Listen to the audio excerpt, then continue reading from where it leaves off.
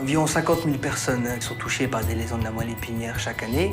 Et c'est surtout des jeunes garçons, des accidents de sport, accidents de voiture. Et pour ces gens-là, leur vie bascule. Ils sont normaux, ils ont une vie normale. Et d'un seul coup, en quelques secondes, ils se retrouvent paralysés. 50% d'entre eux resteront cloués dans un fauteuil roulant. In my sports teacher education, we went to a center to practice acrobatics, and there I made somersaults. And with 2 or 3 rotations, and once I landed, on my head somehow. And after that, I came here. Pour la première fois, on a montré qu'un rat qui a une lésion paralysante de la moelle épinière, c'est-à-dire qu'il devrait être complètement paralysé, a récupéré un usage volontaire de ses membres paralysés, ce qui n'avait jamais été montré auparavant. I think you gotta try to do the impossible to make the possible possible. So, I think it's important to have a dream, but if it's realistic or not, I'm not sure. But I think if you don't try, you won't find out. So, let's hope and go for it.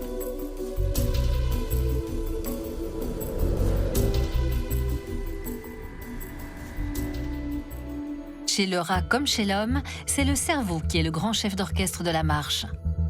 Il envoie les signaux de la marche à la zone locomotrice de la moelle épinière, qui à son tour actionne les muscles et la marche.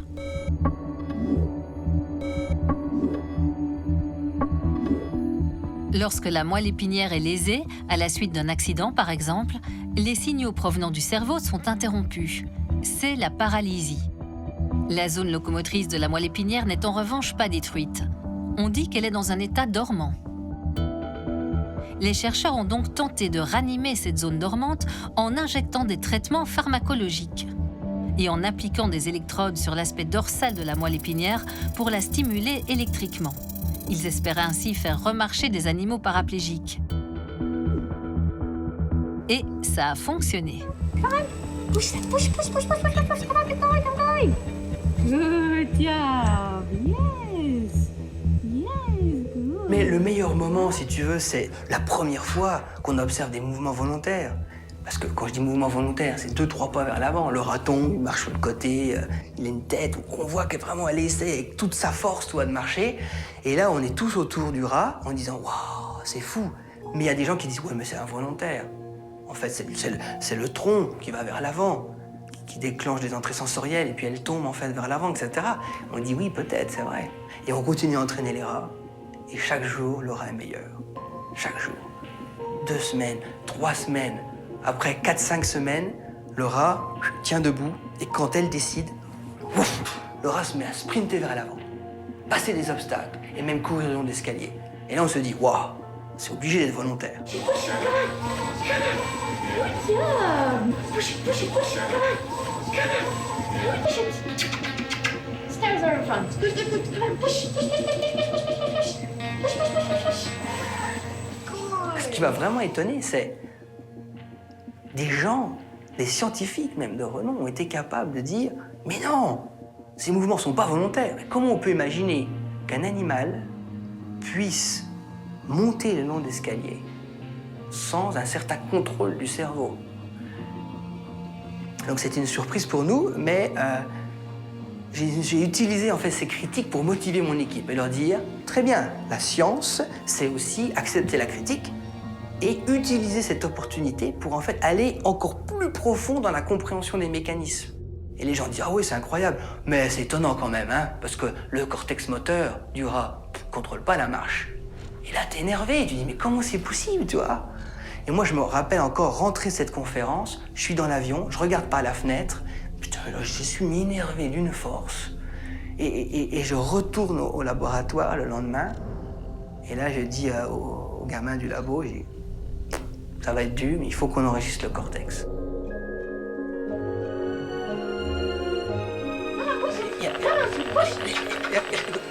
You see, it's too easy.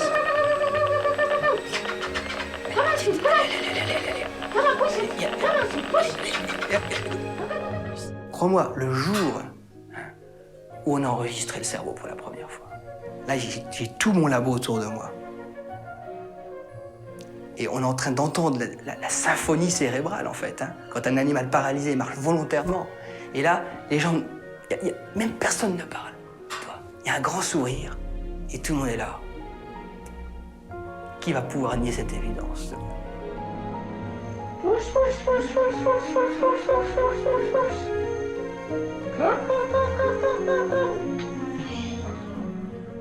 Dès la publication des résultats de Grégoire dans la célèbre revue Science, les télévisions, les journaux s'emparent de la nouvelle et en font leur titre.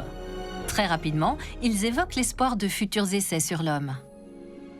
Comme on le fait sur le rat, essayer de le faire sur l'homme et voir ce qu'on peut observer chez un être humain. Et seulement l'avenir nous dira quel est vraiment l'impact thérapeutique de ce type d'intervention. Passer du rat à l'homme n'est pas une mince affaire.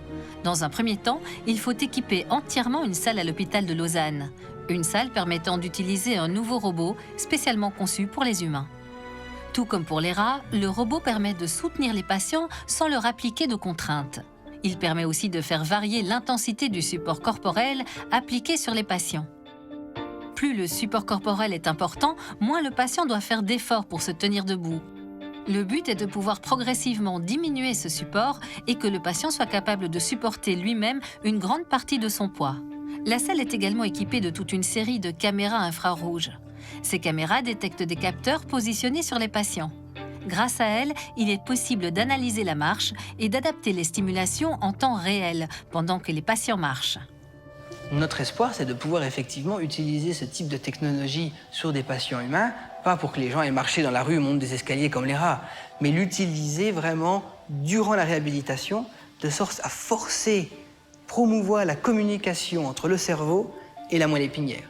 On sait bien que c'est ça qui fait que les nerfs repoussent, c'est ça qui va faire qu'on va augmenter le recablage par les tissus épargnés, de sorte à augmenter la récupération fonctionnelle. Pour passer à l'homme, Grégoire doit aussi trouver la personne qui lui ouvrira les portes de l'hôpital et qui pratiquera les opérations. Implanter un patient avec des électrodes, c'est quelque chose qu'on fait relativement souvent au niveau de la moelle épinière. Le plus fréquemment, on le fait pour traiter des douleurs chroniques. Là, on va faire un peu le même type de chirurgie, mais cette fois, l'application sera différente. Donc, en quoi ça consiste? On doit insérer une électrode au-dessus de la moelle épinière, et c'est par l'intermédiaire de ces électrodes qu'on va stimuler la moelle épinière. Je pense à faire 1, 2, 3, puis le connecteur là. Jocelyne a rejoint l'équipe. Tout comme Grégoire, elle savait que pour convaincre les autorités de pratiquer les opérations sur l'homme, il fallait démontrer que les concepts fonctionnaient chez les primates, même avec une technologie différenciée.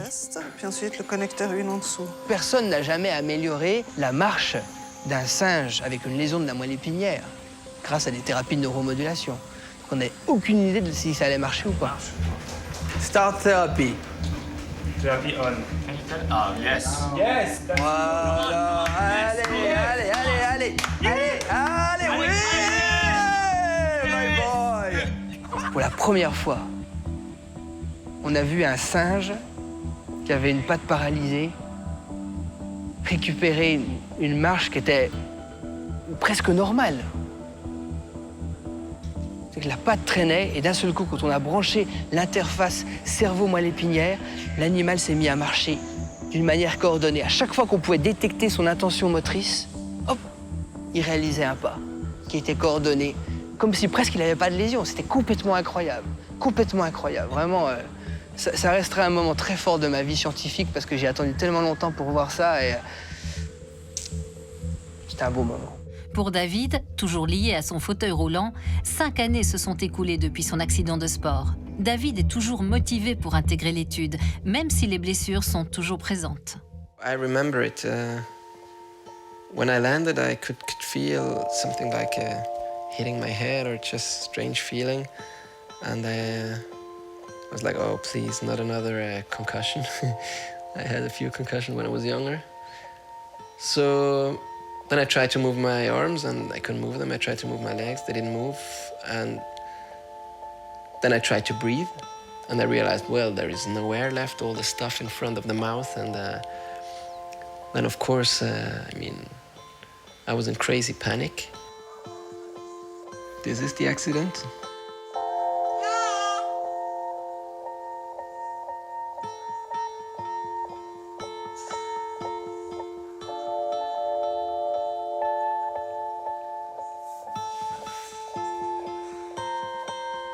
Yep.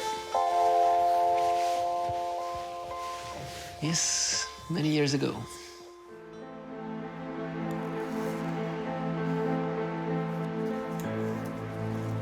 For me, improvement is a difficult word because I'm sure it will change something, and I like the change, but yeah, improvement is a strong word, I think. But I mean, all the scientists and Gregor and his team, they put a lot of work in all of that. And I think now it's my turn to do the next step hopefully, and then we'll see where we're getting to. Alors on a toujours imaginé, bien sûr, que David serait notre premier patient. Il a toujours été la personne qu'on a suivie depuis des années. Une relation un peu spéciale, forcément, avec David. Pour le premier patient, c'était plus important d'avoir quelqu'un avec des déficits moins sévères, quelque part, de David, de sorte à pouvoir vraiment tester, pour la toute première fois, ces stimulations quand même extrêmement compliquées au niveau technologique, sur quelqu'un qui quand même a plus de contrôle résiduel, qui est capable de marcher pendant plus longtemps, etc. C'est-à-dire qu'on est quand même dans un contexte qui est un peu plus simple que quelqu'un comme David, qui, par exemple, a la jambe gauche complètement paralysée. C'est donc Bertrand, un autre patient suivi depuis quelque temps par l'équipe, qui sera le premier patient. Plongeur professionnel, il a été victime d'un accident de décompression. Lors d'une remontée, une bulle d'air s'est formée au niveau de sa moelle épinière. Quelques heures plus tard, il était paralysé des jambes. J'ai dû commencer à plonger à 22-23 ans, et donc jusqu'à 50 ans, date à laquelle j'ai eu mon accident. Ce jour-là, je suis remonté sur le bateau et l'accident s'est déclenché environ 10 minutes après mon retour sur le bateau. Bien que je sentais déjà qu'il y avait quelque chose de pas normal, je me sentais assez fatigué. Mais la paraplégie est venue d'un seul coup, en l'espace de 2 secondes, environ 10 minutes après ma sortie de l'eau. Voici le moment précis où Bertrand se fait implanter des électrodes sur la moelle épinière. Il restera à jamais le premier patient de cette étude. Une première, on sait que c'est la première, on veut que ça marche. On n'a pas envie d'avoir de soucis ce jour-là. Et puis il y a du monde, disons que tout le monde s'attend à ce que ça se passe bien parce que c'est le début d'une longue histoire, puis il faut qu'elle débute bien, quoi. Donc c'est clair qu'il y a un peu plus d'envie. Enfin, on a toujours envie qu'une opération marche, mais là, il y a un petit peu plus de pression parce qu'il y a beaucoup d'implications derrière qui seront pas que sur le moment, mais à long terme pour le patient. La difficulté de cette opération, c'est qu'il faut être extrêmement précis dans la mise en place et la localisation de l'électrode. Donc, c'est un dialogue avec d'autres personnes qui sont à l'autre bout de la salle. Et au moment où on stimule aux différents endroits de l'électrode, on va observer les réponses provoquées par la stimulation. Et en fonction des réponses, on va ajuster la localisation. On va déplacer, s'il le faut, un peu l'électrode vers le haut, vers le bas, vers la droite, vers la gauche. Ça, c'est vraiment la difficulté. Donc, c'est vraiment des choses qu'on doit faire en groupe. Mais ça s'est très bien passé, là. Après quelques jours de repos et de tests de positionnement des électrodes, les premières séances de réhabilitation peuvent débuter. Ok, ça va être la toute première stimulation phasique, extension, flexion, jambe gauche, jambe droite. Tu le sens, Bertrand? Ok. L'idée, c'est qu'au premier jour, on stimule à travers chacune des électrodes. D'accord? Donc, il y a Marco, Fabien qui sont sur l'écran, qui visualisent les réponses musculaires. Je ferai chaque impulsion électrique envoyée à la moelle épinière et qui essaie de comprendre si on peut être spécifique. Qu'est-ce que ça signifie, spécifique? Ça veut dire recruter des synergies musculaires qui vont fléchir la jambe, étendre la jambe, plutôt la hanche, plutôt la cheville, etc. Ensuite, la deuxième phase, qui est beaucoup plus compliquée, c'est de positionner donc le patient dans le système robotique. Alors, il enlève un peu de gravité, donc c'est beaucoup plus facile de tenir. Et puis, bien sûr, il maintient l'équilibre. Donc, le patient se sent dans un environnement qui est sécurisé. Et là, on enregistre ce qu'on appelle la cinématique. La cinématique, c'est le déplacement des jambes et du corps. Donc, des systèmes de caméra qui permettent d'enregistrer des marqueurs fluorescents qui réfléchissent la lumière, qui nous permettent de comprendre quels sont les mouvements des jambes en temps réel. Et sur cette base, on prend des décisions sur le timing de la stimulation. Le problème, c'est qu'il fatigue de plus en plus, tu vois. C'est clair. Ouais, bien.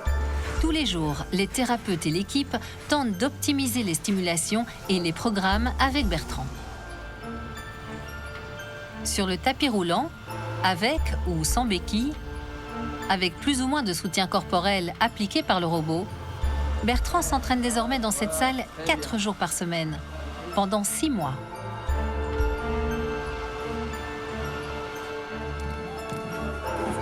De son côté, David, qui est un grand sportif, participe au championnat d'Europe de rugby en chaise roulante. Grégoire est venu l'encourager en famille. La prochaine fois qu'ils se verront, ça sera dans la salle d'opération.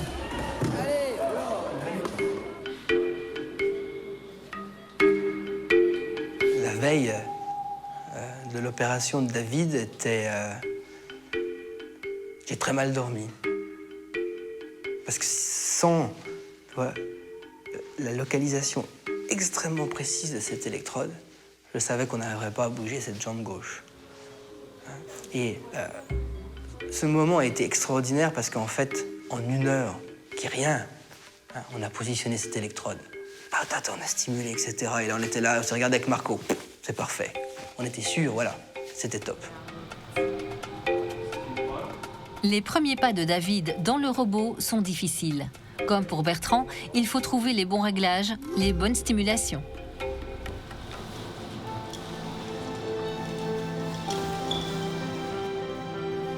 L'interaction entre David et l'équipe est importante. Ils échangent sur les effets des différents types de stimulation, sur les exercices, sur l'impact de soutien corporel appliqué par le robot. I would start with something maybe too high, and if it works, great, so we decrease. So 60%. Je me rappelle la toute première fois, c'était quoi, 3-4 jours peut-être, ouais, après le début du mapping, tout début, hein. Donc on stimule, etc. Puis ça commence à bien marcher, etc. Puis je lui dis, David, essaie, enlève tes mains, et puis essaie cette jambe gauche là, qui peut pas du tout activer, hein, elle est paralysée. Je lui dis, essaie, vas-y, de bouger ta jambe. Et là, il essaye comme ça. Il avait fait quelques pas. Et après, il me dit, it's like I'm reconnected with my leg. It's like my brain works again. C'est ces mots, hein. Il m'a dit, my brain works again. Tu vois, et il avait un sourire et tout. C'était, ouais, il se passait un truc. Tu te dis, voilà, on réactive ce système nerveux central qui a été endormi depuis 5 ans. Bertrand a passé le cap de la moitié de sa réhabilitation. La stimulation fonctionne. Il marche de mieux en mieux et de plus en plus longtemps. Pourtant, chez lui, la frustration apparaît. Il a l'impression de ne pas progresser une fois qu'il n'y a plus de stimulation. Il espérait pouvoir refaire plus de choses sans stimulation. Et pour le moment, il ne s'en sent pas capable. Là, c'est ce qu'on vient de refaire, là. D'accord? Donc là, c'est pas, il n'y a pas de stimulation, hein. T'as vu? Le pied traîne pas. T'as vu la longueur du pas? T'as vu la vitesse à laquelle tu marches? C'est pas pareil, quand même, hein. Grégoire est bien conscient que même si Bertrand est capable de faire des choses dans un environnement sécurisé comme la salle, avec des thérapeutes ou le robot, cela ne signifie pas qu'il s'en sente capable dans sa vie quotidienne. C'est pas un miracle, qu'on soit bien réaliste. Cette intervention est là pour essayer d'aider l'exécution motrice immédiatement et puis de remodeler dans le temps. Et le remodelage, on le voit, Bertrand s'améliore. Chaque semaine, il marche plus longtemps. Il est capable de supporter son poids davantage. La qualité de son mouvement s'améliore. On a tous les outils scientifiques pour le démontrer. Et lui le dit, oui. Mais il dit, moi, le matin, voilà, c'est dur de me lever de mon lit. Et là est toute la complexité, hein, de l'interaction avec des patients qui, finalement, eux, cherchent à ce que leur quotidien s'améliore.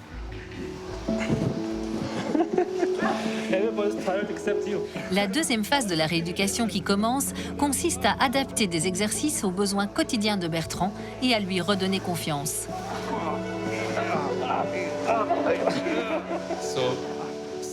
Bertrand pense que le travail doit se faire au niveau des muscles, mais c'est faux. Il a de bons muscles. C'est le mental qu'il doit travailler, et c'est ça le plus difficile. Imagine que tu as 30 km à faire à vélo. Tes pensées t'échappent, c'est normal. Mais tu dois rester concentré. Eh bien ici, il faut se concentrer sur chaque tour de pédale. Et ce n'est pas facile. Tu es sur ton vélo, tu penses à tes problèmes ou à ce que tu aimerais manger. Mais non, tu dois penser à chaque tour de pédale. Et c'est un vrai défi. David est entré dans la phase intensive de la rééducation. Grâce aux entraînements et aux stimulations électriques, il retrouve progressivement des sensations complètement oubliées depuis 5 ans. C'est déjà étonnant de voir que quand on stimule maintenant, qu'on cible donc la partie gauche de la moelle épinière, où cette jambe est complètement paralysée, et au moment où on le stimule, hop, il peut la bouger volontairement, avec un contrôle même fin des mouvements.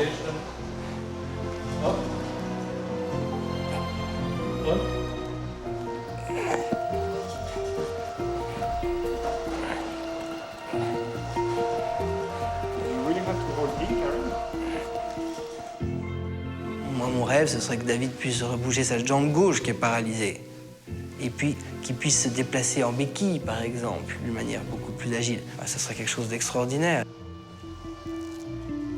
Chaque journée est l'occasion de tenter de nouvelles choses, de se fixer de nouveaux challenges. Yeah. Yeah. 3 steps. Chaque pas de plus devient une petite victoire. Okay, let's make 4.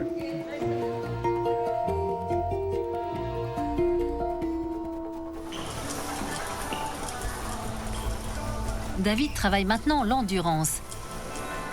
Il ne peut toujours pas marcher sans électricité, mais les premiers effets du traitement sur la capacité de son cerveau à commander sa jambe gauche semblent se faire sentir. Ce matin, il a préparé une surprise pour l'équipe. Ready? So Gonzalo asked me how long I slept last night. I said 6 hours, but it was 5. Because I woke up and checked the toes on the left. Pour la première fois, il est capable de bouger légèrement sa jambe paralysée, sans aucune assistance, sans aucune stimulation. No stimulation. And we just trained for 2.5 hours. And it still works. It even worked more before.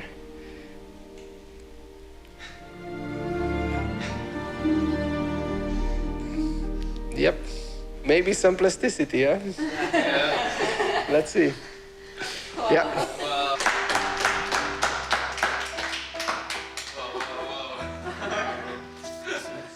The first time I realized that I can move it was in my bed, and I was like, yeah, am I moving this toe now? And then does it really react? And at first it was like, well, maybe that's just like a short period, it's only possible. Then you wait, you do it again, and it works again and again. And it's hard to describe. It's really, it's cool. It's cool. C'est-à-dire au jour d'aujourd'hui, il y a vraiment, sans stimulation, la capacité de mobiliser les deux jambes qui ont été très affectées pendant de si nombreuses années. Du coup, on a investi beaucoup d'énergie pour mettre en place une extension de cet essai clinique. Concrètement, une petite tablette qui va permettre à David de se stimuler lui-même, donc avec les mêmes stimulations sophistiquées qu'on a mis en place pour lui permettre de marcher. Et il va pouvoir continuer durant 6 mois à s'entraîner donc à Zurich, au centre de paraplégie, Balgrist, donc avec aussi un système robotique, et à la maison, avec la stimulation, pour pouvoir vraiment pousser le concept. On veut vraiment savoir où est la limite. La limite, on ne l'a pas encore trouvée. C'est au bord du lac Léman, le dernier jour du programme de réhabilitation, que l'équipe a décidé de tester l'interface que David pourra utiliser tout seul pour se stimuler et continuer chez lui sa rééducation. Pour Grégoire, c'est un moment très symbolique. 7 ans après avoir rencontré David, il aimerait le voir marcher quelque part en dehors de la salle et du robot. C'est beautiful there, so. Alors c'est sûr que moi qui ai travaillé pendant 15-20 ans pour essayer de comprendre l'organisation du système locomoteur, pour développer des interventions, pour aider la récupération, la motricité, après une paraplégie, c'est un moment symboliquement qui est assez fort. Je veux dire, d'imaginer quelqu'un qui, pendant 7 ans, était rivé à un fauteuil roulant, pouvoir se lever, faire quelques pas avec des béquilles, au moins, moi, en tant que chercheur, je pense que c'est un mouvement qui, non seulement est symbolique, mais chargé d'émotions. Et quelque part, après 20 ans de travail, je pense que ce serait une grosse satisfaction. Et j'ai pas envie de dire, même une fierté. Certes, David a toujours besoin des stimulations pour se stabiliser et pour marcher. Mais ce moment symbolise pour lui le travail accompli depuis des mois avec toute l'équipe et sa volonté d'avancer.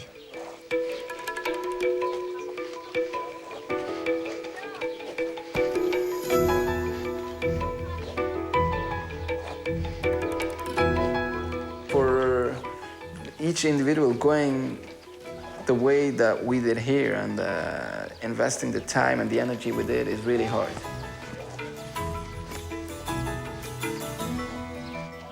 Je pense qu'aujourd'hui, let's hope and go for it. David l'a fait. Il a fait ce premier pas dans l'essai clinique. Avec ce premier pas, aujourd'hui, il marche pendant 2 km dans une séance de réhabilitation. Et je pense que l'espoir, il ne s'est pas encore terminé pour David. Encore une fois, on va continuer et on va comprendre avec lui quelles sont les limites de cette intervention.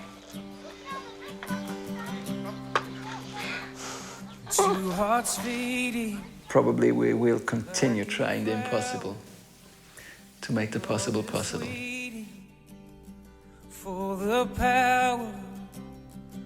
Ready? No, I'm not stable. I'm stabilizing over to hip. Now I'm good. Let's hope and go for it.